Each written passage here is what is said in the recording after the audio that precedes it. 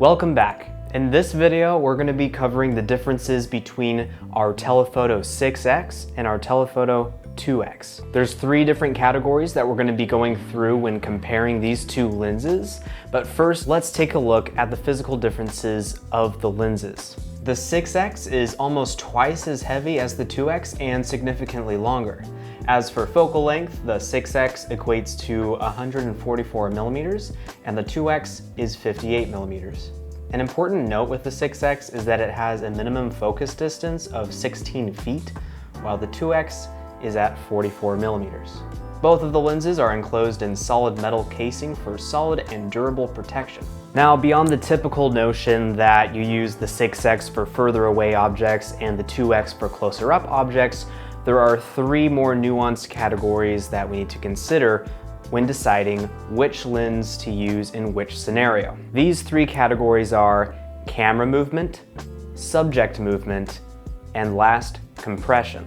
First is camera movement. If you're wanting to use the 6X to get close up on a subject that's far away, you're going to need a tripod in most instances. If you decide to go handheld and you're shooting with the 1X or even 2X on the iPhone with the 6X lens attached, you can get away with shooting some footage handheld. But in order to ensure that you're eliminating all possible jitter, use it in conjunction with a tripod, especially if you're using the 6X lens with the 3X camera on the iPhone and especially the 5X. The 2X lens, on the other hand, works really well with both static or handheld. And we also have the film rig and the creator grip available to use. These rigs really help because it offers you a good place to put your hands and helps deal with the natural shake that results from holding the iPhone and not using a tripod or gimbal. So we talked about camera movement, but what about the subject movement? Depending on the subject you're trying to capture, the 2X or the 6X might work better. If the subject is moving really fast and you would need to reframe constantly to keep the subject in the frame, then the 2X would work a lot better because it works well with handheld movements and whipping the iPhone back and forth because it is easier to stabilize when you're using this telephoto 2X lens. However, as mentioned before, since the 6X lens must be mounted on a tripod for the most part, any reframing that you do to keep the subject in the frame is going to result in a lot of jitter and shake. So for example, if you're at a football game and you're trying to capture the play on the field, the 6X works great if all of the movement is kept in the frame. For all reframing and moving around to follow a subject, definitely use the 2X. Of course, because it is 2X, you will have to be closer to the subject to see it as well. But with the 6X, you can get a lot closer, it just needs to be static.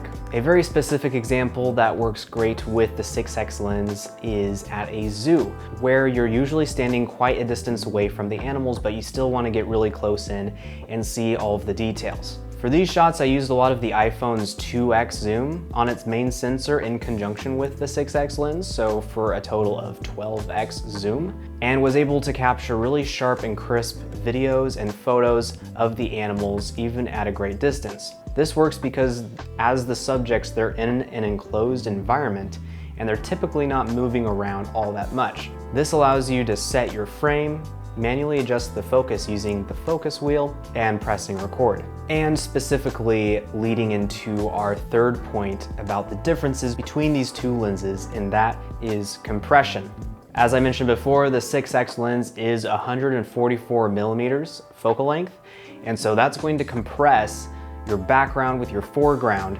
It's going to squish the background up against your subject in mid-frame or foreground, whereas the 2X lens, which is a 58 millimeter, although it is more compressed than native iPhone camera, it's going to be far less compressed in image than the 6X at 144 millimeters. Now, a really good, simple, practical example can be seen with this portrait setup that we're about to do. So to show the difference between these two portraits, we're going to make sure that the subject is the same scale in each one. So that means when we're using the telephoto 6X, we're just going to back the subject up quite a bit, around 16 feet, since that is the minimum focus distance. And as you can see from both of these examples, the 6X lens presses the background, presses the pier right up against the subject so that the pier is larger, we can see it even though it is blurred. Now moving to the 2X lens example, we still see the pier in the background, but it is at a greater distance away because there is less compression.